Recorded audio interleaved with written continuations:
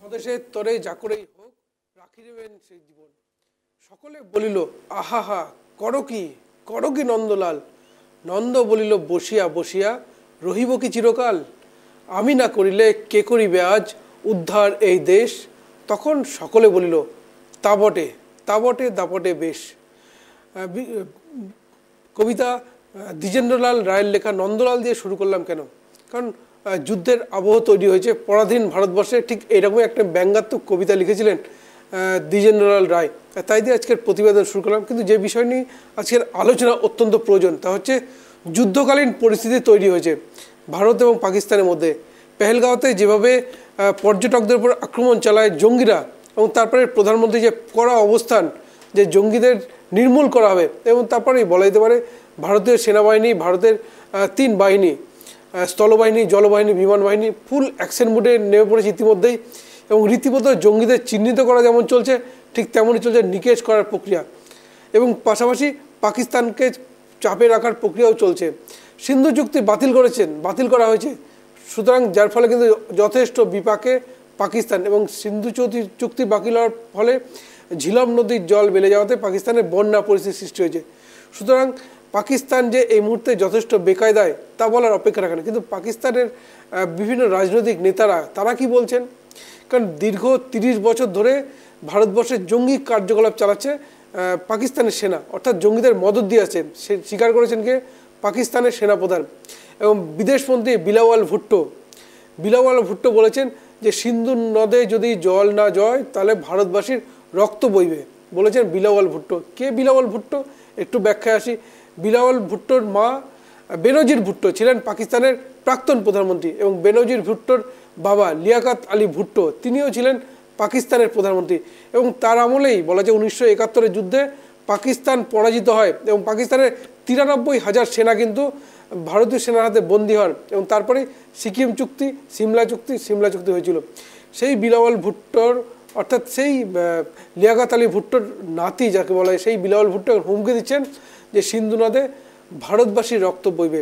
অনেকটা হাস্যকারী মনে হচ্ছে, কারণ পাকিস্তানের বর্তমান যা পরিস্থিতি দেউলিয়া হওয়ার পথে, একদিকে যেমন জিনিসপত্রের দাম লাগাম ছাড়া, ঠিক তার পাশাপাশি পাকিস্তানের অভ্যন্তরীণ অবস্থাও যথেষ্ট খারাপ। আমরা যদি জানি Balochistan BLA, Balochistan liberation army, তারা কিন্তু বারবার কিন্তু আক্রমণ করে চলেছে এই পাকিস্তানকে। পাকিস্তানের জাফর এক্সপ্রেস তাও কিন্তু বন্দি করেন এই বিলাওয়াল বালুচিস্তান লিবারেশন আর্মি। সুতরাং বুঝতেই পারছেন যে পাকিস্তানের অভ্যন্তরীণ অবস্থাটা বর্তমানে কী। ঠিক এই সমস্ত বিষয় নিয়ে যুদ্ধের আবহ যদি তৈরি হয়, তাই প্রত্যেক ভারতবাসীর দায়িত্ব কী পড়ে, সেনার পাশে দাঁড়ানো। সেনার পাশে দাঁড়াতে গেলে কি যুদ্ধ করতে হবে, যুদ্ধে না গিয়েও কিন্তু সেনাবাহিনীর পাশে, দেশের পাশে দাঁড়ানো যায়। সমস্ত কিছু নিয়ে আলোচনা করব। নমস্কার, আমি সত্যজিৎ পাল, আপনারা দেখছেন শব্দের কাটাকাটি। আর আজকের আমাদের যে বিষয়, সেই বিষয় নিয়ে আলোচনা করব। তার আগে আপনারা দেখুন আজকের বিশেষ প্রতিবেদন। পেহেলগাঁওয়ে বৈশরণ উপত্যকায় পর্যটকদের ওপর জঙ্গি হানায় প্রাণ হারিয়েছেন 28 জন নিরীহ মানুষ। তালিকায় রয়েছে পশ্চিমবঙ্গের 3 বাসিন্দার নামও। এছাড়াও আহত হয়েছেন বেশ কয়েকজন সাধারণ মানুষ। ইতিমধ্যে ভারত সরকার সিন্ধু জল চুক্তি বাতিল করেছে, পাশাপাশি বন্ধ করা হয়েছে আটারি ওয়াঘা সীমান্ত, বাতিল করা হয়েছে পাকিস্তানিদের ভিসা, যার ফলে পাকিস্তান যথেষ্টই চাপে পড়েছে। এই পরিস্থিতির মধ্যেই শুক্রবার একটি নির্দেশিকা জারি করেছে কেন্দ্রীয় তথ্য ও সম্প্রচার মন্ত্রক। নির্দেশিকায় জানানো হয়েছে, জাতীয় নিরাপত্তার স্বার্থে সমস্ত মিডিয়া প্ল্যাটফর্ম, সংবাদ সংস্থা এবং সোশ্যাল মিডিয়া ব্যবহারকারীদের প্রতিরক্ষা এবং অন্যান্য নিরাপত্তা সম্পর্কিত কার্যক্রম সম্পর্কিত বিষয় প্রকাশ করার সময় সর্বোচ্চ দায়িত্ব পালন এবং বিদ্যমান আইন ও বিধি কঠোরভাবে মেনে চলার পরামর্শ দেওয়া হচ্ছে। সমস্ত মিডিয়া প্ল্যাটফর্ম, সংবাদ সংস্থা এবং সোশ্যাল মিডিয়া ব্যবহারকারীদের দেশের নিরাপত্তার স্বার্থে প্রতিরক্ষা সহ অন্যান্য নিরাপত্তা সম্পর্কিত খবর পরিবেশন করার ক্ষেত্রে সর্বোচ্চ দায়িত্ব পালন এবং আইন কঠোরভাবে মেনে চলার নির্দেশ দেওয়া হয়েছে কেন্দ্রের তরফে। শুধু তাই নয়, বিশেষ করে প্রতিরক্ষা অভিযান বা সেনার গতিবিধি সম্পর্কিত তথাকথিত সূত্রের খবরের ওপর ভিত্তি করে কোনো রিয়েল টাইম কভারেজ, ভিজুয়াল প্রচার বা প্রতিবেদন করা উচিত নয় বলেও জানানো হয়েছে। তথ্য ও সম্প্রচার মন্ত্রকের দাবি, সংবেদনশীল তথ্যের প্রকাশ অসাবধানে বা পরোক্ষে শত্রুপক্ষকে সুবিধা করে দিতে পারে এবং অভিযানের কার্যকারিতা এবং সেনাকর্মীদের নিরাপত্তাও বিঘ্নিত হতে পারে। জাতীয় নিরাপত্তা রক্ষায় গণমাধ্যম, ডিজিটাল প্ল্যাটফর্ম এবং ব্যক্তিরা গুরুত্বপূর্ণ ভূমিকা পালন করে। সেই কথা মাথায় রেখে নির্দেশিকায় বলা হয়েছে, আইনি বাধ্যবাধকতা ছাড়াও বাহিনীর নিরাপত্তার সঙ্গে আপোষ না করাও নৈতিক দায়িত্ব। মন্ত্রকের তরফে কার্গিল যুদ্ধ এবং মুম্বাই জঙ্গি হামলা সহ অতীতের বেশ কয়েকটি ঘটনার কথা তুলে ধরে মনে করিয়ে দেওয়া হয়েছে লাগামহীন মিডিয়া কভারেজের ফলে কিভাবে জাতীয় নিরাপত্তার ক্ষেত্রে প্রতিকূলের মুখে পড়তে হয়েছিল ভারতকে। প্রসঙ্গত, পুলওয়ামা হামলার পর সার্জিক্যাল স্ট্রাইকের সময় ভারতীয় বিমান বাহিনীর একটি প্লেন গিয়ে পড়ে পাকিস্তানি এলাকায়। প্লেনের পাইলট অভিনন্দন বর্তমানকে আটক করে পাকিস্তানি সেনাবাহিনী। বেধড়ক মারধর, অত্যাচার, মুখ বুজে সয়ে গিয়েছিলেন তিনি। শত কষ্টের পরেও মুখ খোলেননি ভারতের ব্যাপারে। কিন্তু তারপরেই দেখা গিয়েছে, অভিনন্দনের বাড়িতে পৌঁছে গিয়ে সেখানকার পরিস্থিতি টেলিভিশনে তুলে ধরেছিল মিডিয়া। প্রশ্ন ওঠে, কিভাবে সেনা সদস্যের পারিবারিক অভ্যন্তরীণ বিষয় প্রকাশ্যে সম্প্রচার করতে পারে মিডিয়া? এখানেই শেষ নয়, বিভিন্ন সময় অস্ত্র সরঞ্জাম সমেত সেনাবাহিনীর সাজোয়া গাড়ির টহলদারি দৃশ্যও টেলিভিশন নেটওয়ার্কে তুলে ধরে মিডিয়া।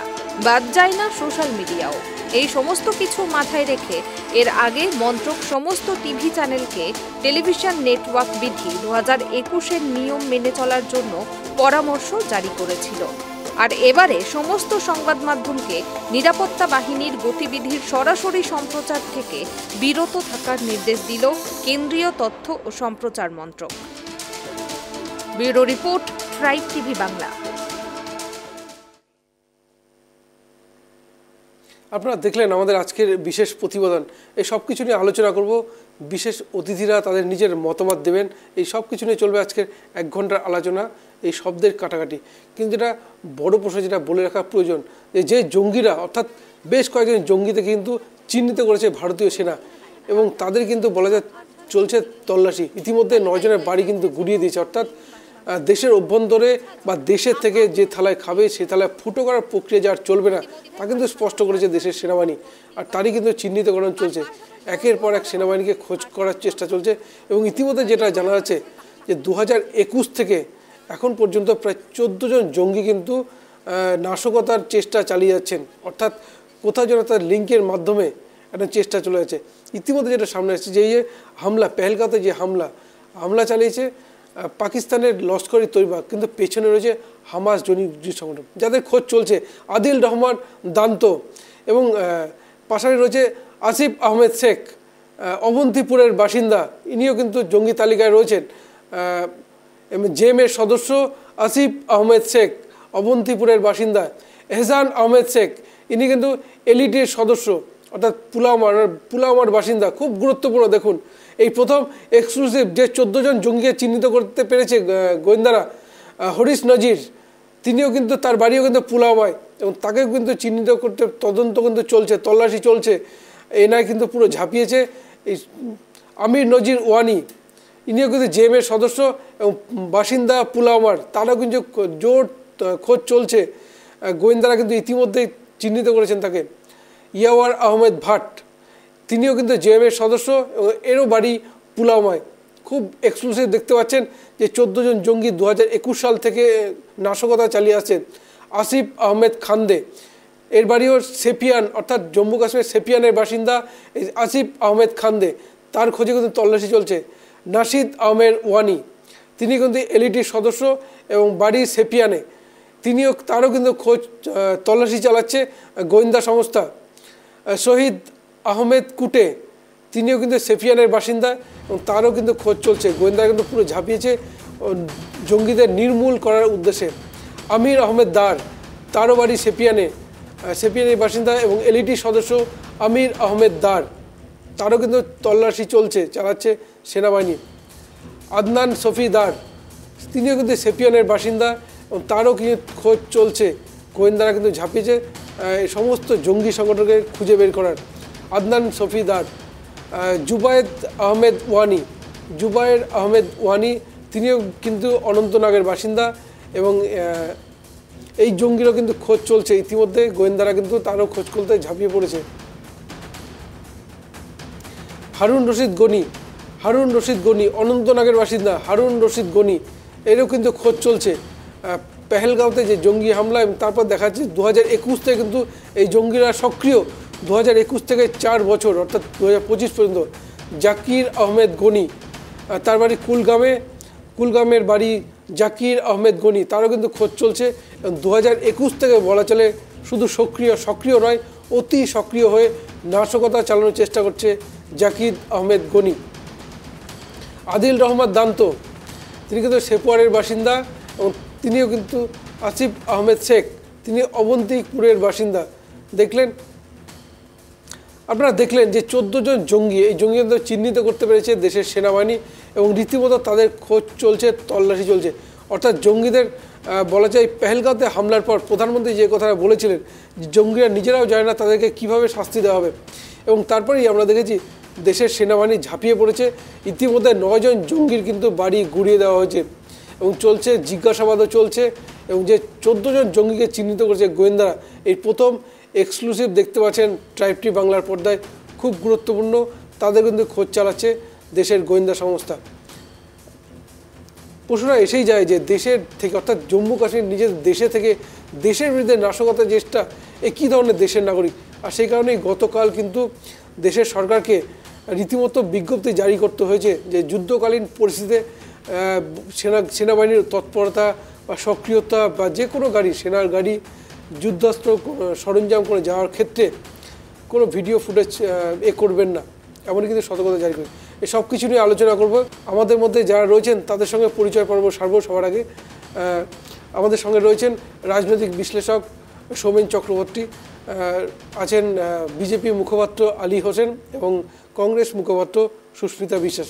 আপনাদের প্রত্যেককে ট্রাইব টিভি বাংলায় স্বাগত। দেখলেন আপনারা আমাদের আজকের প্রতিবেদন যে 14 জন জঙ্গি কিন্তু রীতিমতো তাদের খোঁজের তল্লাশি চলছে। কিন্তু কেন্দ্র সরকার গতকাল কিন্তু একটা বিজ্ঞপ্তি জারি করেছে যে কোন কোন নিউজ দেখানো যাবে না বা সাধারণ যে কোন ফুটেজ শেয়ার করা যাবে না সোশ্যাল মিডিয়ার মাধ্যমে। আমরা দেখেছি যদি অভিনন্দন বর্তমান, তিনি যখন পাকিস্তান সেনাবাহিনীর হাতে গ্রেপ্তার হয়েছিলেন, ঠিক তার সে সময় পাকিস্তানের সেনাবাহিনী তাকে ব্যাপকভাবে মারধর করে, কিন্তু অভিনন্দন বর্তমান কিন্তু নীরব ছিলেন, কখনো মুখ খোলেননি। অথচ দেখা যায় মিডিয়ার একাংশ তার বাড়িতে পৌঁছে লাইভ কভারেজ করে যে আমরা চলে এসেছি অভিনন্দন বর্তমানে খেতে। তা কতটা ক্ষতিকারক তা কিন্তু গতকালের কেন্দ্রীয় সরকার পক্ষ থেকেই জানানো হয়েছে। সৌমেনবাবুর কাছে একটু আসি। সৌমেনবাবু, এই যে জঙ্গিদের চিহ্নিতকরণ চলছে, যুদ্ধ তো করবে দেশের সেনাবাহিনী, কিন্তু দেশের নাগরিক হিসেবে আমাদের প্রত্যেকেরই তো কিছু কর্তব্য রয়েছে, তা কিন্তু বলা যায় কেন্দ্র সরকার সেটা বিজ্ঞপ্তি জারি করে ঘোষণা করতে হলো। কি বলবেন এই বিষয়ে? না, এটা যে জারি করেছে বিজ্ঞপ্তি, আমি বলবো যে রাষ্ট্র তো পথ চলে, ধীরে ধীরে বলতে গেলে তারও 70 বছর ক্রস করলো। সেখানে রাষ্ট্র তার পূর্বের ইতিহাস থেকে অভিজ্ঞতা নেয় এবং আমরাও ব্যক্তি জীবনে যেমন আমাদের অভিজ্ঞতা ইতিহাস কাজে লাগে, তেমন ভাবে আমরাও প্রতিনিয়ত রাষ্ট্র, আমাদের ভারত রাষ্ট্র স্বাধীনভাবে অনেক ম্যাচিউরড গণতন্ত্রের দিকে যাচ্ছে এবং বাইরের শত্রু এবং ঘরের শত্রু এই দুয়ের সঙ্গে লড়াই করে তার অস্তিত্বকে টিকিয়ে রাখতে হবে। এই যে চ্যালেঞ্জ, এই চ্যালেঞ্জের থেকে আমরা বরাবরই দেখে থাকি যে বাইরের শত্রুর থেকে ঘরের বিভীষণরা অনেক বেশি মারাত্মক। যেখানে এখনো যদি দেখেন, আমি কিছুক্ষণ সকালের দিকে দেখছিলাম যে সোশ্যাল মিডিয়া সার্চ করে বা বিভিন্ন হোয়াটসঅ্যাপের মাধ্যমে বিভিন্ন যে বার্তাগুলো উঠে আসছে, বিশেষত যদি দেখেন যে সিন্ধু নদীর জলকে কেন্দ্র করে যে কূটনৈতিক পদক্ষেপ ভারত সরকার নিতে চলেছে, তাকে কেন্দ্র করে ভারতের মধ্যেই আমি বলবো যে এক ধরনের বুদ্ধিজীবী সমাজ, যারা নিজেরাই ক্লেম করেন আর কি, এখানে টুকরে টুকরে গ্যাং আমরা জানি অধিকভাবে, তারা অদ্ভুত ভাবেই নয়, তাদের স্বভাবগত ভাবেই যেটা আমরা চায়না ভারতের ওয়ারের সময়ও দেখেছিলাম। দেখেছি, ঠিক। ভারতবর্ষে থেকে ভারত রাষ্ট্রের সুবিধা নিয়ে ভারত রাষ্ট্র লালন পালন করে যাকে বড় করলো, সে তার প্রত্যুত্তরে সে কি দিচ্ছে? পুনঃ ভারত বিদ্বেষী মতবাদকে সে লালন পালন করছে। ভারতের যা কিছু তার বিরুদ্ধে গিয়ে, পররাষ্ট্রনীতির বিরুদ্ধে গিয়ে কথা বলছে। এবং সেই 60-তে চায়না ভারত যুদ্ধের সময় যেমন চায়নার পক্ষ নিয়েছিল, আমার বাবাদের মুখে শুনেছি যে দেওয়ালে দেওয়ালে তখন লেখা থাকতো ভুলতে পারি, যেমন থাকতো ভুলতে পারি বাবার নাম, ভুলবো না বা নাম, অথবা যেমন দেখা থাকতো যে চীনের চেয়ারম্যান আমাদের চেয়ারম্যান। এই যে দেশ বিরোধী প্রোপাগান্ডা, এই যে বলছি, এই প্রোপাগান্ডা গুলো যেন সেই এস ওয়াজেদ আলীর কথা অনুযায়ী সেই ট্র্যাডিশন আজও চলেছে। অর্থাৎ এই রকম প্রক্রিয়া ভারতবর্ষে সমূলে নাশ করা যায়নি বলেই কেন্দ্রীয় সরকার বাধ্য হয়েছেন এক প্রকার বলবো আগে থেকে আগাম সতর্ক বাণী নিতে।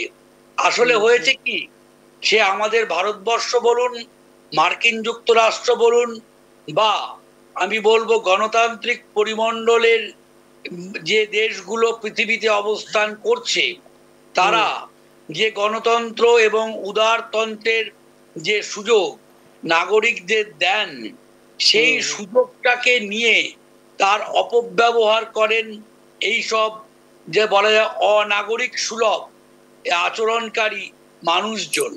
তার ফলে একটা গণতান্ত্রিক রাষ্ট্র তখন বাধ্য হয় নাগরিক অধিকারের জায়গায় কিছু ক্ষেত্রে শৃঙ্খল পড়াতে।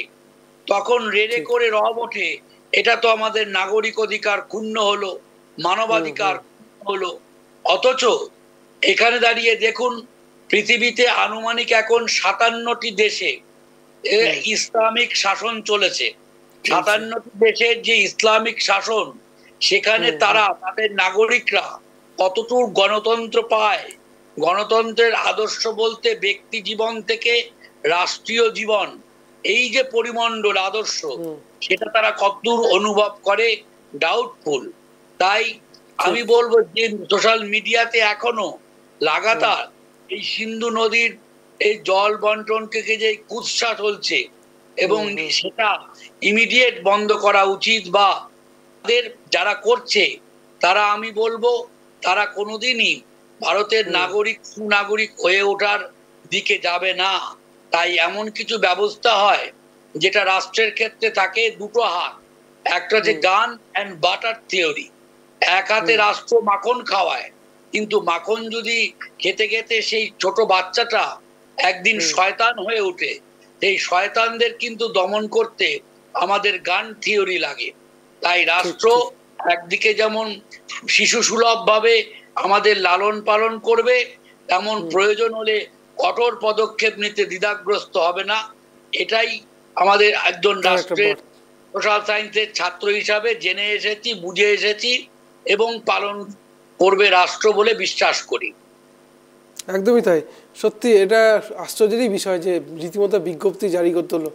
এর আগেও যখন মুম্বাইয়ে হামলা হয়, সে সময় কিন্তু একই ব্যাপার দেখা গেছিল, অর্থাৎ সেনাবাহিনী কোথায় অবস্থান নিচ্ছে, এই সমস্ত কভারেজের জন্য কোথাও যেন শত্রুপক্ষের বা জঙ্গিদের সুবিধা হয়ে যাচ্ছিল। একটু আলিদার কাছে যাই। আলিবাবু, সবই তো দেখছেন যে যে পথে এগোচ্ছে, অর্থাৎ জঙ্গিদের নিকেশ করার প্রক্রিয়া। প্রধানমন্ত্রী ঘোষণা করেছিলেন প্রথমেই, বলা চলে পেহেলগাঁওতে হামলার পর তিনি সৌদি সফর কাটছাট করে দেশে ফেরত আসেন। তারপর তার যে হুঙ্কার যে জঙ্গিদের নির্মূল করা হবে, এবং তারপরেই দেশের এনএসএ অর্থাৎ ন্যাশনাল সিকিউরিটি অ্যাডভাইজার, তাদের সঙ্গে বৈঠক, গুরুত্বপূর্ণ বৈঠক, বিরোধীদের সমর্থন, এবং তারপরেই দেখা যায় ভারত সরকার কূটনৈতিক যে পদক্ষেপটা নিল, এবং বলা চলে নিরাপত্তাও কিন্তু যথেষ্ট জোরদার করেছে। আগামী দিনে এই যে দেশের অভ্যন্তর থেকে আরও কোনো কি সমস্যা হওয়ার রয়েছে, ব্যাপার রয়েছে কি, আপনি কি আশঙ্কা করছেন? না, ঠিকই বলেছেন মাননীয় সৌমেন বাবু। সত্যি সত্যি যে কথাগুলো বলছেন, এই মুহূর্তে দেশবাসীর কাছে এই বার্তা ছাড়া কোনো উপায় নেই। কারণ ভারতবর্ষের যেভাবে জঙ্গি আক্রমণ, পাকিস্তান যেভাবে তার লস্কর-ই তৈবা, জয়শ-ই মোহাম্মদ, এই সমস্ত জঙ্গি গোষ্ঠীকে পাঠিয়ে ভারতবর্ষের ভিতরে যে নাশকতামূলক কাজকর্ম করবার চেষ্টা করছে তার প্রতিহত জরুরি দরকার। আপনারা দেখেছেন যে ইতিমধ্যেই 9 জন জঙ্গির বাড়িতে তার ধূলিসাৎ করে দেওয়া হয়েছে, তার বাড়িঘর সবকিছু, এবং নিকেশও অলরেডি শুরু হয়ে গেছে। একইভাবে দেশবাসীর কাছে গভর্নমেন্ট সরকার যে আবেদন করেছেন যে সোশ্যাল মিডিয়া বা যারা মিডিয়ার যারা আছেন তারা কমসে কম সংযতভাবে তাদের প্রচার করুন, এবং কোনো ক্রমেই যেন এমন প্রচার করবেন না যাতে দেশের জাতীয় সুরক্ষার যথেষ্ট ক্ষতি হয় বা জঙ্গিদের গতিবিধি তারা জানতে পারে। এই কারণেই সোশ্যাল মিডিয়া বা বিভিন্ন ধরনের সংবাদ মাধ্যমকে বলা হয়েছে যে আপনারা দয়া করে এই জাতীয় খবর বা প্রচার আপনারা করবেন না। এটা খুব ভালো দিক, কারণ এটা দরকার ছিল। অভিনন্দনের ক্ষেত্রেও আমরা দেখেছি যখন তাকে নিয়ে বা এই কথাগুলো এসেছিল সেই সময় জাতীয় সুরক্ষার স্বার্থে যথেষ্ট ক্ষতি হয়েছিল, এটা আমাদের সরকারের যথেষ্ট বেগ পেতে হয়েছে।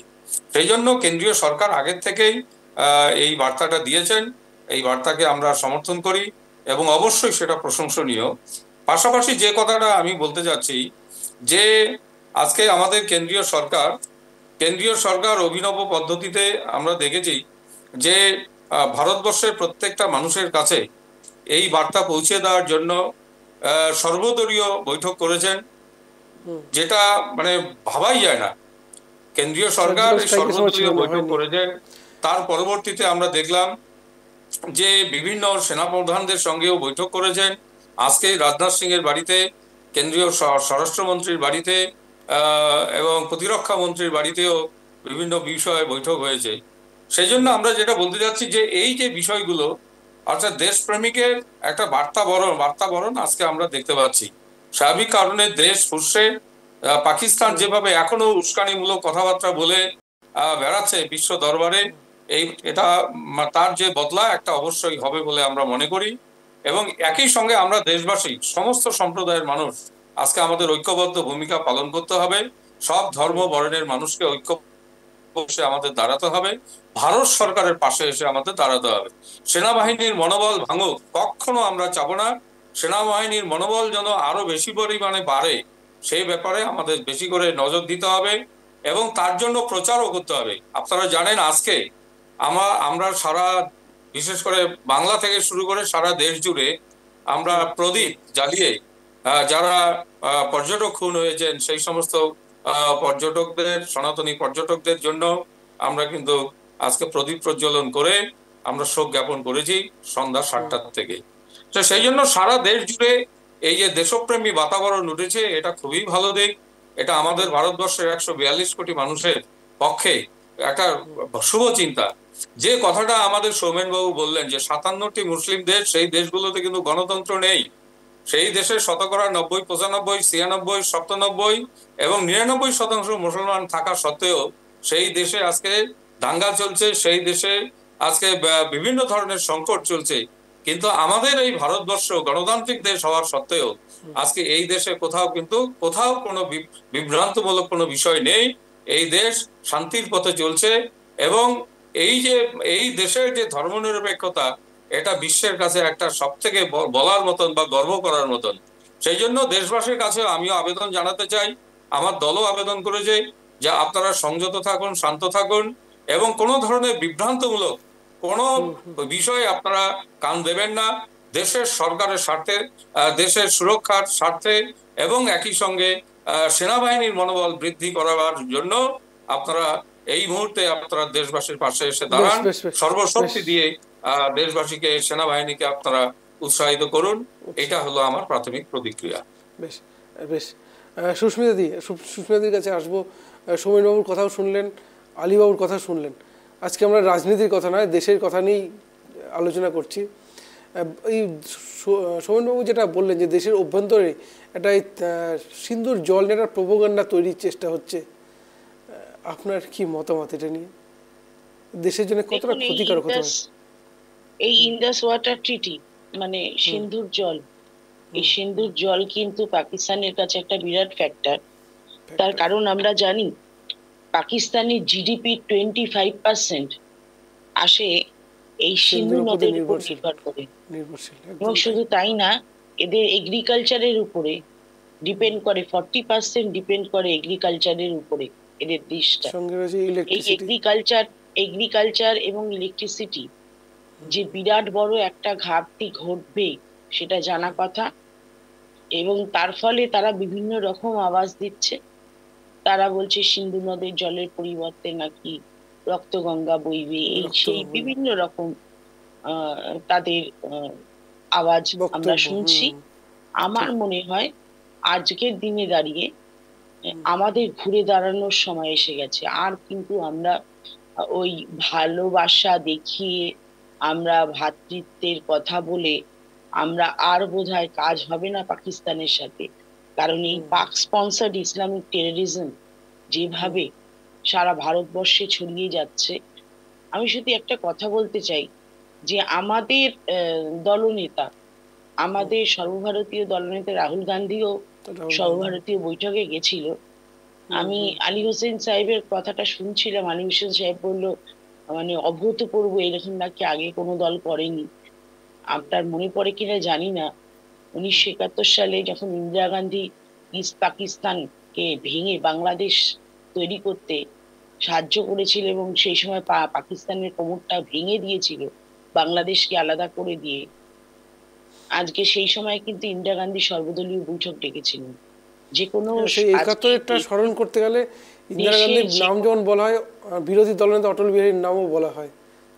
এবং সবচেয়ে বড় কথা হচ্ছে দেশের যদি কোনো মানে যদি কোনো মানে তাদের দেশের শান্তির কথা কিংবা দেশের সুরক্ষার কথা, দেশের যে কোনো সুরক্ষা ব্যবস্থার বিষয় যখন আমাদের দেশের উপরে আঘাত আসে, তখন সেখানে কিন্তু অবশ্যই ভাবে সেখানে কিন্তু উচিত সর্বদলীয় বৈঠকটা ডাকা। এটা ডাকাটা কোনো মহানতা না আমার মনে হয়। এইটাই মানে নর্মসের মধ্যে গণতন্ত্রের এইটা একটা দিক।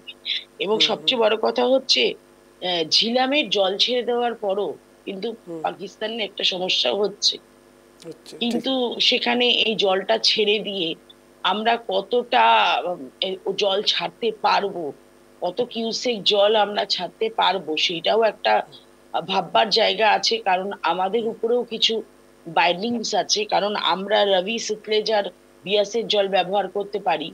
আমরা এইখানে যে ইন্দাস এবং মানে ইন্দাস আর ঝিলামের কথা যেখানে হচ্ছে, ইন্দাসের সোর্সটা কিন্তু মনে রাখতে হবে তিবেতে।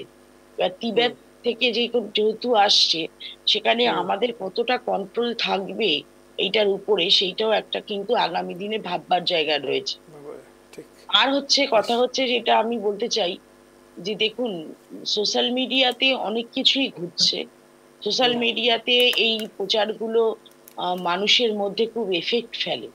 সেই জায়গায় সোশ্যাল মিডিয়ার উপরে যদি সরকারি নিয়ন্ত্রণ থাকে, আমার মনে হয় সেখানে খুব দরকার এই নিয়ন্ত্রণটা। কারণ এই মুহূর্তে অত্যন্ত বেশি প্রয়োজন আরো, কারণ বিভিন্ন রকম যে রটনাগুলো এবং যে সমস্ত ঘটনাগুলো দেখাচ্ছে সোশ্যাল মিডিয়াতে, তাতে মানুষের মানে লোমহর্ষক ঘটনা এরকম যে মানুষ একদম ভীত হয়ে যাচ্ছে। কাউকে ভীত সন্ত্রস্ত করে তো এই সময় লাভ নেই। এই সময় আমাদের এককাট্টা হয়ে লড়াই করার সময়। আমাদের রাহুল গান্ধীও বলেছেন যে আমরা একসাথে লড়াই করব, এখন আমাদের দেশের সুরক্ষার বিষয়। এখানে কিন্তু কোনো আমার মনে হয় না এখানে আমরা কোনো রাজনীতির গন্ধ কেউ দেখছে বলে আমার মনে হয় না অন্তত। কিন্তু আলী সাহেবদেরকে একটা কথা বলবো, আলী সাহেবদের কাছে খুব বলতে আমার লজ্জা করছে যে ঝন্টু আলু শেখের বডিটা যখন আসলো এয়ারপোর্টে, সবাই শ্রদ্ধা জ্ঞাপন করলো, একমাত্র আলী সাহেবরা ঝন্টু আলু শেখকে শ্রদ্ধা জ্ঞাপন করতে পারলো না। হয়তো এটা ঝন্টু আলী শেখ না হয়ে ঝন্টু নাগ হলে কিংবা ঝন্টু রায় হলে তাহলে হয়তো উনি সেখানে বোধহয় শ্রদ্ধা জানাতে ওনারা যেতে পারতেন। এই যে বিভেদটা, এই বিভেদটাও ঠিক না। আজকে উনি বললেন আমাদের সনাতনীরা মারা গেছেন, তাদের প্রতি আমাদের শ্রদ্ধা জ্ঞাপন, এবং আমাদের শ্রদ্ধা সবসময় রয়েছে, তাদের পরিবারের প্রতি আমাদের সমবেদনা সবসময় রয়েছে। তার মানে এইটা না আজকে ঝন্টু আলী শেখ এর জাতিটা, এর জাতটা কি, এই জাতটা দেখে তাকে বিচার করা উচিত নাই। এও কিন্তু দেশের জন্য প্রাণটা দিল, দেশের জন্য প্রাণ দিল, একদম তাই। কারণ এই ঝন্টু আলী শেখের জাতটা হয়তো হতে পারে তিনি মুসলিম, কিন্তু তিনিও কিন্তু আমাদের এর ভারতীয় জবাব সেনাবাহিনী একজন, আলিবাবুরাই এবং দিতে সবচেয়ে পারবে। বড় কথা হচ্ছে তার দাদাও কিন্তু ভারতীয় সেনাবাহিনীতে আছে। সেনাবাহিনীতে রয়েছে, তার মানে এদের ঠিক। পুরো পরিবারটা ভারতীয় সেনাবাহিনীর জন্য নিজেদেরকে নিযুক্ত করেছে। আজকে এইরকম ধরুন এই মুসলিমের সংখ্যাও তো আছে, যে যারা কিনা ঠিক। নিজেদেরকে ভারতবর্ষের স্বাধীনতা আন্দোলন থেকে শুরু করে আলিবাবুতে তো একটা স্লোগান ভারতবর্ষ- রয়েছে, যারা দেশাত্মবোধক মুসলিম, তাদের প্রতি সমর্থন তো রয়েছে আলিবাবুদের। না, আলিবাবু বিষয়টা কি হচ্ছে বল, দেখুন, আজকে পাকিস্তানের সাথে একটু লড়াইটা আলিবাবুর কাছে একটু জবাব নেই, একটু আলিবাবুর কাছে জবাব নেই। আলিবাবু। না, দিদিকে বলছি, দিদি সম্পূর্ণটা বললে ভালো হতো, মাঝখানে একটু বললেন। বিষয়টা বলুন, হচ্ছে আপনি আমরা বলুন। ঝন্টু আলীর প্রতি সমবেদনা জানাইনি এরকম না বিষয়, কিন্তু আমরা ঝন্টু আলী আমাদের দেশের সৈনিক, আমাদের গর্ব। তিনি জঙ্গিদের সঙ্গে লড়াই করে প্রাণ দিয়েছেন, আমাদের গর্ব। সেই কারণে নিশ্চিত রূপে আমরা তার প্রতি শ্রদ্ধা জানাচ্ছি। কিন্তু তাদের প্রতি শ্রদ্ধা জানানোর যে একটা সনাতনী যে কালচার, সেটা কিন্তু প্রদীপ জ্বালিয়ে নয়। আবার বলছে আমরা যারা জাতীয়তাবাদী মুসলিম, আমরা কিন্তু ঝন্টু আলীকে আমরা সম্মান জানিয়েছি বটেই, এবং বিজেপিও সম্মান জানায়। আজকে ভারতবর্ষের বড় বড় আধিকারিক, বড় বড় বিভিন্ন দপ্তরের যারা রয়েছেন, তারা কিন্তু অনেক জাতীয়তাবাদী মুসলিম ভাইরাই রয়েছেন, তারা দেশ চালাচ্ছেন, এরকম বিষয় আছে। সেই কারণে এইভাবে বলাটা ঠিক হবে না। ওভারঅল যে বিষয়টা যেটা বলতে যাচ্ছি, যে ভারতবর্ষের এই 142 কোটি মানুষের মধ্যে প্রায় 20 কোটি জাতীয়তা মুসলিম সাম্রাজ্যের মানুষ, তার মধ্যে এখনো সংস্কারিত ভাবে বহু নয়, কিছু মুসলিম হয়তো এখনো সংস্কারিত হয়নি। কিন্তু সবাইকে জাতীয়তাবাদী উদ্বুদ্ধ করবার জন্য আমরা এই কাজটা চালিয়ে যাচ্ছি দেশবাসীর কাছে।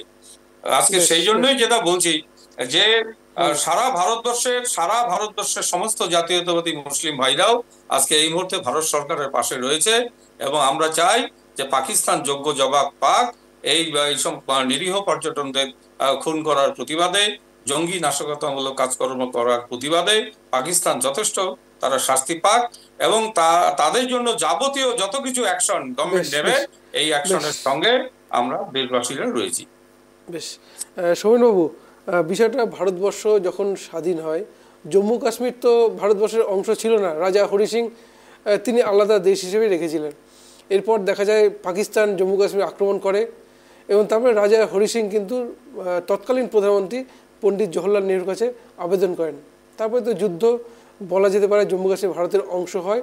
কিন্তু শেখ আবদুল্লাহ তার পরামর্শে বা বুদ্ধিতে 370 ধারা জারি করা হয়। তারপর তার নাতি, অর্থাৎ শেখ আবদুল্লাহর নাতি ওমর আবদুল্লাহ এই মুহূর্তে জম্মু কাশ্মীরের মুখ্যমন্ত্রী, এবং তার এবারে বিধানসভা নির্বাচনের স্লোগান ছিল এটাই যে 370 ধারা ফিরিয়ে আনা হবে, এবং তার দলের একাধিক নেতাও কিন্তু তার নিয়ে বিবৃতি দিয়েছেন। কোথাও কি এই 370 ধারা ফেরানোর যে তৎপরতা, এখানেই কি নাশকতাটা বাড়ছে জম্মু কাশ্মীরে, সোমেনবাবু? না, সেইটা মনে করুন একটা ভৌগোলিক ভূখণ্ডে 370 ধারা আমার দেশের মধ্যে একই ভৌগোলিক মানচিত্রে থেকে আলাদা সাংবিধানিক অধিকার ভোগ করবে, এটা তো কার্যত ন্যায়সঙ্গত নয়। এক দেশ একরকম শাসনের অধীনে থাকবে, এটাই স্বাভাবিকতা। 70 ধারা, তার মধ্যে যে ক্লজ গুলো বুঝতে হবে, যেখানে জমি ব্যাপারটা হচ্ছে দুটো জিনিস পরিষ্কার। একটা হচ্ছে তারা এই মুহূর্তে যে সুবিধা ভোগ করতে, যে কম্পেনসেশন গুলো পেয়ে থাকে, সেটা সেই অঞ্চল থেকে ট্যাক্সের পয়সায় কিন্তু পুরোপুরি সাবসিডি হয় না। যে সাবসিডি করা হয় সেটা কিন্তু লোল্যান্ডের মানুষের ট্যাক্সের পয়সায় একটা বিরাট অংশ এই জম্মু কাশ্মীরের মতো পাহাড়ি অঞ্চলগুলোর মানুষদের যে সাবসিডাইজ যে রেশনিং ব্যবস্থা চালানোর ক্ষেত্রে, তাদের সুরক্ষা প্রদানের ক্ষেত্রে ব্যবহৃত হয়। এটা মনে রাখতে হবে। অর্থাৎ সেদিক থেকে বলা যায় যে ভারত রাষ্ট্র একাধারে এই জম্মু কাশ্মীর তো পাহাড়ি অঞ্চল, সীমান্তবর্তী অঞ্চলগুলোকে লালন পালন করছে।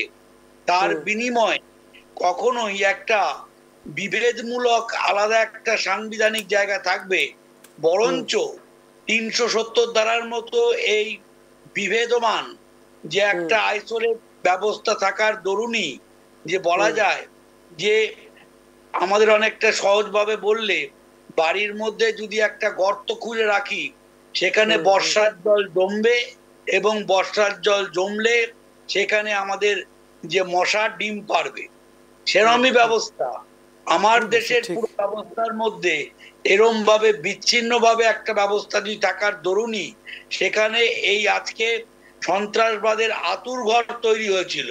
এবং আমরা কি ছবিটা দেখতে পেয়েছিলাম প্রায় আজ থেকে অন্তত বলা যায় অনেকটা সময় আগেই, জম্মু কাশ্মীর মানেই মুখ ঢাকা যুবক, পাথরবাজি, কিছু হলেই পাথর ছুটছে, সেই চিত্রের বদল এসছে।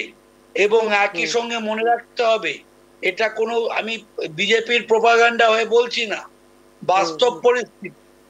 জম্মু কাশ্মীর থেকে সমূলে নাশকতাকে সরিয়ে দেওয়া যায়নি, সত্য কথা, কিন্তু একটা বিরাট অংশের যুবক যুবতীদের কিন্তু মেইন স্ট্রিম অ্যাপ্রোচ করতে আমরা যা বুঝি তাতে ফিরিয়ে আনা সম্ভব হয়েছে।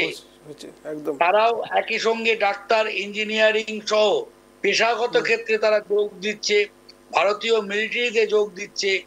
মহিলারা ওখানে জ্যাম জেল তৈরি করছে, তাদেরকে সেলাই করার জন্য সরকার থেকে ঋণ দেওয়া হচ্ছে, যে বিভিন্ন সেলাই মেশিন তৈরি করা দেওয়া হচ্ছে, তারা সেখানে ওই বিভিন্ন কুটির শিল্পের মাধ্যমে প্রোডাক্ট তৈরি করছে।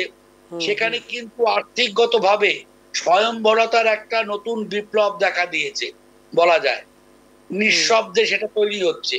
সেই জায়গাটাকে 370 দিয়ে আবার ফিরিয়ে আনার মানেই সেখানে কিন্তু আবার তাদেরকে বিচ্ছিন্নতার দ্বীপে ফেলে দেওয়া, এবং বিচ্ছিন্নতার দ্বীপ থেকেই বলা যায় যে বিচ্ছিন্নতা বোধের জন্ম হয়।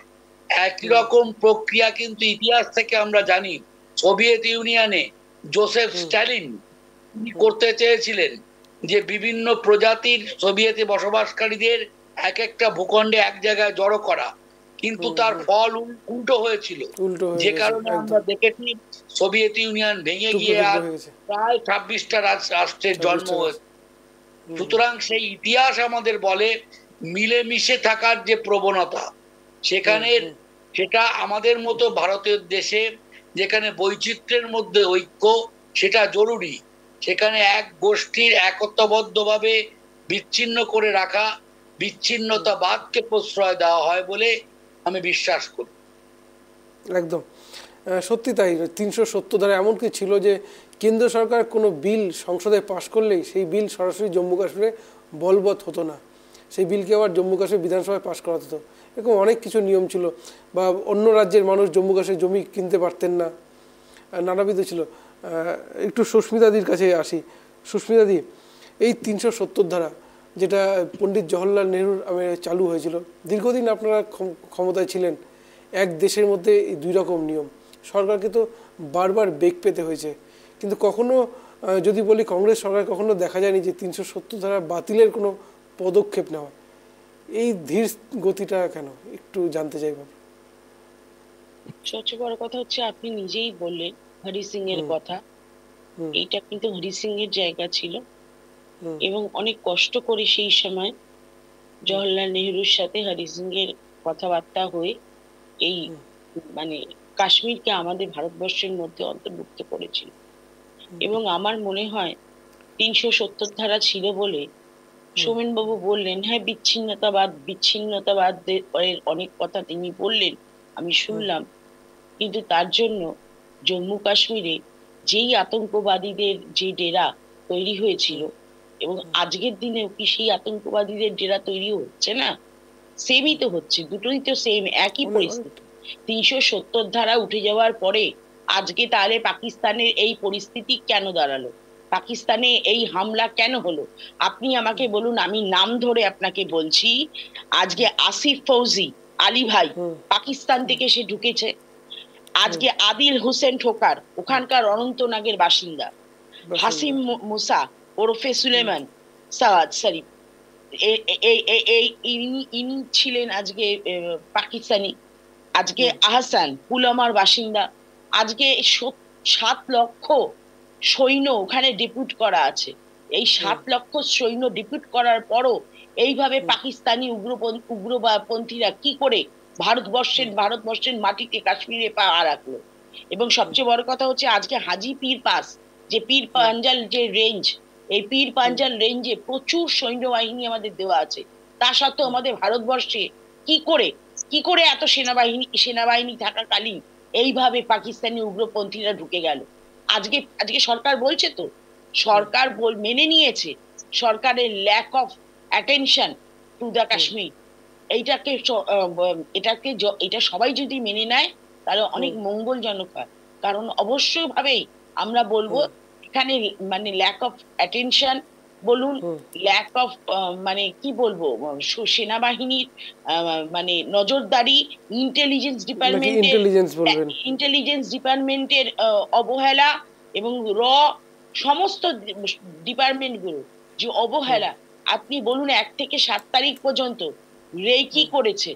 এই 1 থেকে 7 তারিখ পর্যন্ত রে কি করলো? 7 দিন ধরে ইন্টেলিজেন্স ডিপার্টমেন্টের কাছে কোনো খবর নেই।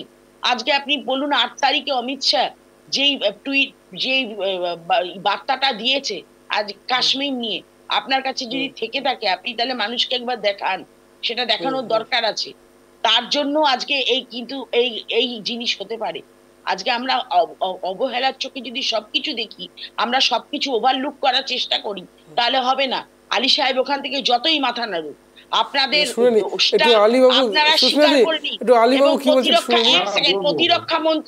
প্রতিরক্ষা মন্ত্রী রাজনাথ সিং এবং স্বরাষ্ট্রমন্ত্রী অমিত শাহ এবং প্রধানমন্ত্রী নরেন্দ্র মোদী তিনজনেরই সমান দোষী। 3 জনকেই আজকে দায় নিতে হবে। তারা এই দায় ঝেড়ে ফেলতে পারে না। এবং আমার মনে হয় এত বড় ঘটনা ঘটার পর এদের মানে ক্ষমতায় থাকা কোনো অধিকার নেই, এদের ইমিডিয়েট পদত্যাগ করা উচিত। বেশ, টালি বাবু আমি কিছু বলবো না, আপনি জবাবটা দিন। না, আমি একটু বলি, কারণ মানে 370 ধারা সম্পর্কে একটু অসম্পূর্ণ কথা, এটা এইভাবে বলা যাবে না। যেখানে দেশের 370 ধারা সেই কবে, সেই 48-49 সালে তৈরি হয়েছিল, আর তারপর থেকে টানা এত বছর ধরে কংগ্রেসের শাসনে, ন্যাশনাল কনফারেন্সের শাসনে দেশ চলছিল এবং ওই রাজ্য চলছিল, যার ফলে এত দীর্ঘদিনের একটা ব্যাধি মাত্র নরেন্দ্র মোদী এই তো কবছর আগে 370 ধারা বাতিল করে আজকে সেই জায়গায় সারা ভারতবর্ষের সঙ্গে মানে এক করার চেষ্টা করেছেন। যেটা সৌমেন বাবু বললো, ঠিকই বলেছেন যে সেই দেশের স্কুল কলেজ, সেই রাজ্যে স্কুল কলেজ, ব্যবসা বাণিজ্য, শিল্প, সমস্ত কিছু পরিকাঠামো ইতিমধ্যে গভর্নমেন্টের পক্ষ থেকে সারা ভারতবর্ষে যেরকম পায় একইভাবে সেই রাজ্যেও পাওয়া শুরু করেছে। কিন্তু 370 ধারায় যে সুযোগ সুবিধাগুলো ছিল, সুস্মিতা ম্যাডাম অস্বীকার করতে পারবেন না, 5 টাকা কেজি খাসির মাংস 370 ধারাতে চালু ছিল। 5 টাকা কেজি খাসির মাংস, 65 পয়সা কেজি বাসমতি চাল ওই কাশ্মীরের মানুষরা খাবে 370 ধারার ফলে। একইভাবে কাশ্মীরের রাজ্যপালকে উজির আজম বলা হবে, কাশ্মীরের মুখ্যমন্ত্রীকে বলা হবে কাশ্মীরের মুখ্যমন্ত্রীকে বলা হবে উজির আজম, আর কাশ্মীরের রাজ্যপালকে বলা হবে সদর রিয়াসত। এবং একই সঙ্গে সেখানে আলাদা সংবিধান, আলাদা পতাকার ব্যবস্থা থাকবে, যার প্রতিবাদ করতে গিয়ে শ্যামাপ্রসাদ মুখোপাধ্যায়কে 1953 সালে 23শে জুন তাকে বলি হতে হলো। দীর্ঘ 11ই মে থেকে শুরু করে 23শে জুন তিনি কারারুদ্ধ ছিলেন সেই কাশ্মীরের জেলে। ডক্টর শ্যামাপ্রসাদ মুখার্জি 370 ধারা বাতিল করবার জন্য আজ থেকে সেই 1953 সালে তিনি জীবন বলি দিয়েছেন। সেই জন্য আমরা বলতে চাই যে বহুদিন পর যখন 370 ধারা বাতিল হয়েছে, আর বাতিল হওয়ার পরে যখন জাতীয় স্রোতে অন্যান্য রাজ্যের সঙ্গে সেই রাজ্য যখন তাল মিলিয়ে এগিয়ে যাচ্ছে, এই জায়গাটাই কংগ্রেসের হলো অসুবিধা। কারণ কংগ্রেস সরকার দীর্ঘদিন ধরে ওই জঙ্গিদের সঙ্গে আতাত করে, কংগ্রেস সরকার দীর্ঘদিন ধরে এই কাশ্মীরের ন্যাশনাল কনফারেন্স বা ফারুক আব্দুল্লাহ, তার বাবা শেখ আব্দুল্লাহ, ফারুক আব্দুল্লাহর ছেলে বর্তমানে ওমর আব্দুল্লাহ, এদের সঙ্গে অ্যাডজাস্ট করে এখনো তো দেখছেন কংগ্রেসের সঙ্গে ওমর আব্দুল্লাহর একটা ট্রাই গভর্নমেন্ট চলছে সেখানে কাশ্মীরে। স্বাভাবিক কারণে জঙ্গিদের নাশকতা মূলক কাজকর্ম করার যে প্রেরণা বা উৎসাহ এদের কাছ থেকেই তারা পায়। আপনারা যে জেনেছেন যে রাজ্য সরকারের, স্টেট গভর্নমেন্টেরও একটা তো পুলিশ থাকবে, তাহলে সেই স্টেট গভর্নমেন্টের পুলিশের প্রাথমিক কোনো দায়িত্ব নাই। এগুলো বলতে অনেক কিছু বলা লাগে, কিন্তু আমরা বলতে চাই না।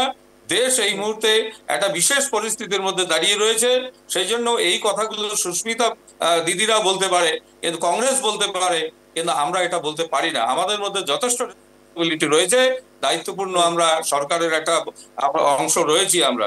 সেই কারণে আমরা বলতে চাই জাতীয় সুরক্ষার স্বার্থে আজকে যে জঙ্গি যে কার্যকলাপ আজকে যেখানে হয়েছে তার জন্য রাজ্য এবং কেন্দ্র দুটো মিলেই উদ্যোগী নেওয়া দরকার ছিল। কেন্দ্রকে দুষলে শুধু হবে না, রাজ্য সরকারেরও ভূমিকা যথেষ্ট রয়েছে। এই জায়গায় আমরা যেটা বলতে চাই যে কাশ্মীরে 370 ধারা ফিরিয়ে আনার কোনো ব্যাপার নেই। আজকে কাশ্মীরের মুসলিম সমাজ আপনারা দেখেছেন তো, কাশ্মীরের মুসলিম সমাজ নাগরিকরা যারা দেশপ্রেমী তারা কিন্তু জঙ্গিদের বিরুদ্ধে পাকিস্তানের এগেনস্টে জোরালো প্রতিবাদ করেছে, জোরালো প্রতিবাদ করেছে। এটা তো হয়েছে কেন হয়েছে? যে তারা আস্তে আস্তে কেন্দ্রীয় সরকারের সেন্ট্রাল গভর্নমেন্টের সুযোগ সুবিধা তারা পেয়েছে। এতদিন ধরে তিনটা পরিবার কাশ্মীরে সেই সুযোগ সুবিধাগুলো পেত এবং এরাই ভোগ করতো। কারা? একটা হলো আপনার হলো আজাদ পরিবার, আর একটা হলো মুফতি মোহাম্মদ সৈয়দের পরিবার, আর একটা হলো আব্দুল্লাহ পরিবার। এই তিনটা পরিবারে সারা কাশ্মীরের সুখ ভোগ তারা সমস্ত কিছু এতদিন ধরে তারা উপলব্ধি করেছিল। সেই জন্য এই পরিবার রাজ ভেঙে যাবে বলে আজকে তারা বিভিন্ন ভাবে আমাদের মধ্যে কাশ্মীরের মধ্যে একটা অচল অবস্থা করবার প্রচেষ্টা করেছিল। আমরা চাই না যে তারা এই জাতীয় কাজকর্ম থেকে তারা চালিয়ে যাক। আমরা চাই তারা বিরত হোক, তারা দেশবাসী এবং সারা কাশ্মীর রাজ্যে যে শান্তির পরিবেশ তৈরি হয়েছে। আগে যেমন এক কাঠা জমি কিনতে পারতেন না, এখন আপনি জমি কিনে সেখানে বসবাস করতে পারবেন, ব্যবসা বাণিজ্য করতে পারবেন। কাশ্মীরের নাগরিকরা ভারতবর্ষের বিভিন্ন রাজ্যে গিয়ে তারা ব্যবসা বাণিজ্য করতে পারবে, জমি কিনতে পারবে, সবকিছুই করতে পারবে। এই যে সুযোগ সুবিধাটা কেন্দ্রীয় সরকার মাননীয় মোদীজি দিয়েছেন, মাননীয় স্বরাষ্ট্রমন্ত্রীরা দিয়েছেন, অমিত শাহজি দিয়েছেন। সুতরাং কোথায় কি ঘটনা ঘটলো তার জন্য মোদীকে, অমিত শাহকে, রাজনাথ সিংকে পদত্যাগ করতে হবে। ম্যাডাম, এটা ভেবেচিন্তে বলা উচিত। দেশ এই মুহূর্তে ক্রাইসিসের মধ্যে দাঁড়িয়ে রয়েছে। আপনারা তো মানে এটা সহজেই বলছেন, কিন্তু এটা সহজের বিষয় নয়। এটা দেশের সুরক্ষার স্বার্থে বাংলাদেশে 5ই আগস্ট শেখ হাসিনাকে দেশ ছাড়তে বাধ্য হয় এবং তারপরে আমরা দেখলাম মালদ্বীপে ভারত বিরোধী একটা ব্যাপক প্রোপাগান্ডা ছড়িয়ে পড়লো এবং সেই ভারত বিরোধিতাকে হাতিয়ার করেই ক্ষমতায় ফিরলেন মাইজু। এবং বাংলাদেশে যে ভারত বিরোধিতা সেখানেও ইন্টেলিজেন্স ফেলিওর বলা হচ্ছে, মালদ্বীপের ক্ষেত্রেও তাই, জম্মু কাশ্মীর কোথাও কি ভারতের ইন্টেলিজেন্সের ব্যর্থতা বলে আপনার মনে হয়? ব্যর্থ হচ্ছে কোথাও? সমস্যাটা কি একটু আপনার কাছে একটু ব্যাখ্যা চাইব। সোমেন বাবু শোনা যাচ্ছে? ভালো হ্যাঁ শুনতে পাচ্ছি। এখানে হচ্ছে দেখুন, ইতিমধ্যেই বিভিন্ন ক্ষেত্রে যে গোয়েন্দা দপ্তরের আমাদের যে ব্যর্থতার কথাগুলো বলছি, এটাও মনে রাখতে হবে যে আমাদের মতো দেশে গণতান্ত্রিক বাতাবরণ আছে বলেই আমরা কিন্তু সরাসরি যে কেন্দ্রীয় সরকারের ব্যর্থতার দিকগুলো আমরা আলোচনার মধ্যে নিয়ে আসতে পারি, তাকে দোষারোপ করতে পারি। কিন্তু আমি বলবো যে সন্ত্রাসবাদী যে কার্যকলাপ, যে শ্যাডো ওয়ার তারা জারি রেখেছে এই গত 70 বছর ধরে, সেখানে দাঁড়িয়ে খোদ মার্কিন যুক্তরাষ্ট্রের মতো রাষ্ট্র সেখানে তারা আটকাতে পারেনি সন্ত্রাসবাদী হানাকে। অর্থাৎ সেখানে জানা যাবে চেনা শত্রু একটা জায়গা। কিন্তু এখন যেটা বলা হয়, সন্ত্রাসবাদ আর কোনো জাতীয় পর্যায়ে ভুক্ত সমস্যার জায়গা নয়, এটা একটা আন্তর্জাতিক ভাবে সমস্যা। অর্থাৎ মনে করুন যে আগে কি ছিল, যে কোল্ড ওয়ারের সময় দেখেছি আমরা পৃথিবীটার ক্ষেত্রে সরাসরি দুটো বিভাজন। অর্থাৎ যেন আমার গায়ে যেমন উঠে আসে যে একটা ফোড়া উঠেছে, পাল্টা আরেকটা ফোড়া দেখা যাচ্ছে।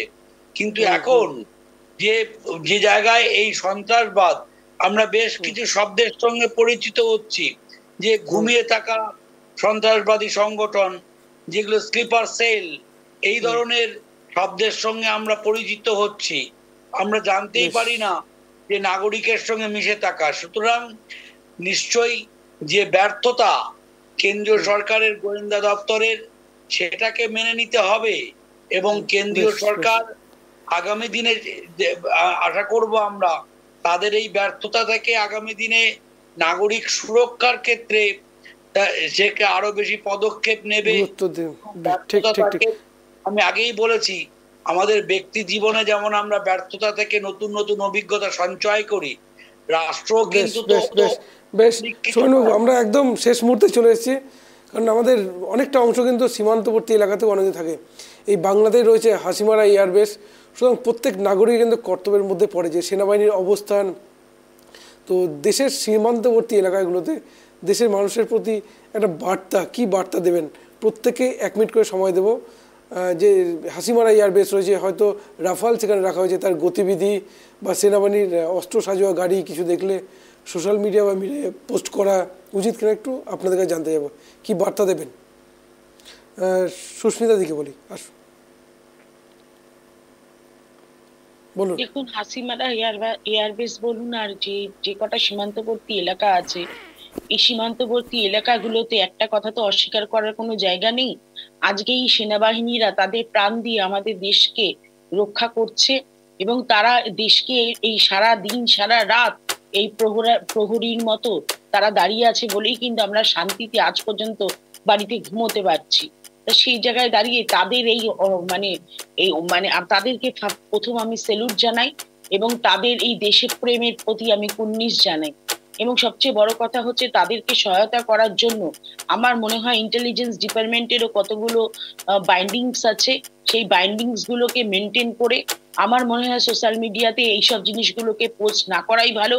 কারণ সোশ্যাল মিডিয়াতে যত এগুলো পোস্ট হবে, সারা দেশে একটা তত বেশি লোমহর্ষক পরিস্থিতি তৈরি হবে, এবং তত উত্তেজনা তৈরি হবে, এবং যত উত্তেজনা তৈরি হবে সেই উত্তেজনা থেকে বিভিন্ন রকম সংঘর্ষের সৃষ্টি হবে। সেই জায়গা থেকে দাঁড়িয়ে আমার মনে হয় এই জায়গাগুলোর উপরে কিছু কিছু জায়গায় সরকারের সত্যি নিয়ন্ত্রণ থাকা দরকার। এবং আজকে যেখানে সরকারের এরকম আমাদের পরিস্থিতি, আমাদের দেশের সুরক্ষার পরিস্থিতি, এই সুরক্ষার পরিস্থিতিতে দাঁড়িয়ে আমরা প্রত্যেকে একসাথে দাঁড়িয়ে আমরা জাতি, ধর্ম, বর্ণ, দল সবকিছুর ঊর্ধ্বে গিয়ে আমাদের লড়াই করার সময়।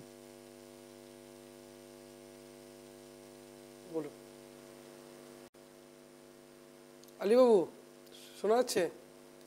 হ্যাঁ, বলুন বলুন, আপনি কি বার্তা দেবেন? প্রথম যে বিষয় সেটা হচ্ছে জঙ্গি এবং সন্ত্রাসবাদের বিরুদ্ধে কেন্দ্রীয় সরকার যে ব্যবস্থা গ্রহণ করছে, আমাদের দেশবাসীর প্রত্যেকটি নাগরিক কেন্দ্রীয় সরকারের সঙ্গে থেকে দেশবাসীর মনোবলকে, সেনাবাহিনীর মনোবলকে আমাদের বাড়ানো অবশ্যই উচিত, এবং সেনাবাহিনীর পাশে এসে আমাদের দাঁড়ানো উচিত। দেশ সরকারের, কেন্দ্রীয় সরকারের পাশে এসে আমাদের দাঁড়ানো উচিত। কারণ পাকিস্তান যে নাশকতামূলক কাজকর্ম বারবার করে যাবে আর ভারত সরকার সেটাকে সমর্থন মেনে চলবে, এটা হতে পারে না। তাই পাকিস্তানকে যোগ্য জবাব দেওয়ার জন্য আমাদের প্রতিরক্ষা বিভাগকে আরো বেশি শক্তিশালী নিশ্চয়ই কেন্দ্রীয় সরকার চিন্তা ভাবনা করেছেন, এবং জাতির সুরক্ষার স্বার্থে আমাদের 142 কোটি মানুষের স্বার্থে আমাদের কেন্দ্রীয় সরকার যা ভেবেছে সেটা আমাদের মেনে নেওয়া দরকার। একই সঙ্গে সোশ্যাল মিডিয়াকে অবশ্যই সংযমী ভূমিকা পালন করতে হবে। এমন কোনো বিষয় আসবে না সোশ্যাল মিডিয়াতে যাতে দেশের প্রভূত ক্ষতি হতে পারে। এই কারণে সোশ্যাল মিডিয়া সম্পর্কে কেন্দ্রীয় সরকার যে বিজ্ঞপ্তি জারি করেছেন, আমরা এই বিজ্ঞপ্তিকে সমর্থন করি। আমরা অনুরোধ করব আপনারাও এই বিবৃতিকে আপনারা মেনে চলুন এবং দেশের পাশে এসে আপনারা দাঁড়ান। সৌমেনবাবুর সময়, 1 মিনিট সময় দেবো আপনাকে, বলুন। আমি দেশের একজন নাগরিক হিসাবে যে উভয় সরকার পক্ষ এবং বিরোধী দল, রাজনৈতিক দলগুলো যে রয়েছে, উভয়ের কাছে নাগরিক হিসাবে অনুরোধ রাখবো যে দেশের সুরক্ষার ক্ষেত্রে যে পদক্ষেপগুলো নেওয়া হচ্ছে, সেই পদক্ষেপের সপক্ষে এবং বিপক্ষে যে সেগুলোকে রাজনৈতিক প্রোপাগ্যান্ডা এবং ভোট ব্যাংকের ডিভিডেন্ড হিসাবে না প্রচারের জায়গাটায় না এনে সেটাকে দেশ সুরক্ষার কাজেই যেন পরবর্তীকালে ব্যবহৃত হয়, সেই জায়গাটা সতর্কভাবে দায়িত্ব পালন করা। যেমন আমাদের নাগরিকদের ক্ষেত্রে বিজ্ঞপ্তির মাধ্যমে দেওয়া হয়েছে, সরকারের এবং বিরোধী রাজনৈতিক দলগুলোরও একইভাবে সেই কর্তব্য পালনে যেন সদিচ্ছা থাকে। নাগরিকদের পক্ষ থেকে রাজনৈতিক দলগুলোর কাছে এই আবেদন রইল। বেশ, অসংখ্য ধন্যবাদ আপনাদের প্রত্যেককে আমাদের এই মূল্যবান সময় দেওয়ার জন্য এই শব্দের কাটাকাটি অনুষ্ঠানে। খুব গুরুত্বপূর্ণ কথা বললেন আপনারা, যে দেশবাসীর উদ্দেশ্যে যে বার্তাটা দেওয়ার চেষ্টা করলেন। কারণ আমাদের দেশের সীমান্তের এলাকার মানুষের দায়িত্বটা আরও বেশি, কারণ সেনা অস্ত্র সাজোয়া গাড়ি যেতে পারে, সেনাবাহিনীর যেতে পারে, তো তাদের সেই বিষয়গুলো কোনো ভিডিও ফুটেজ মিডিয়া বা সোশ্যাল মিডিয়ার মাধ্যমে বাইরে দেবেন না। পাশে রয়েছে হাসিমারা এয়ারবেস, রাফাল রাখা হয়েছে, তাদের গতিবিধিও এমন কোনো ছবি পোস্ট করবে না যাতে শত্রুপক্ষের কোনো সুবিধা পেয়ে থাকে বা তারা গতিবিধি বুঝতে পারে। এই নিয়ে থাকলো আমাদের আজকের প্রতিবেদন। পরবর্তী খবর দেখার জন্য নজর রাখুন টাইপ টিভির পর্দায়। নমস্কার।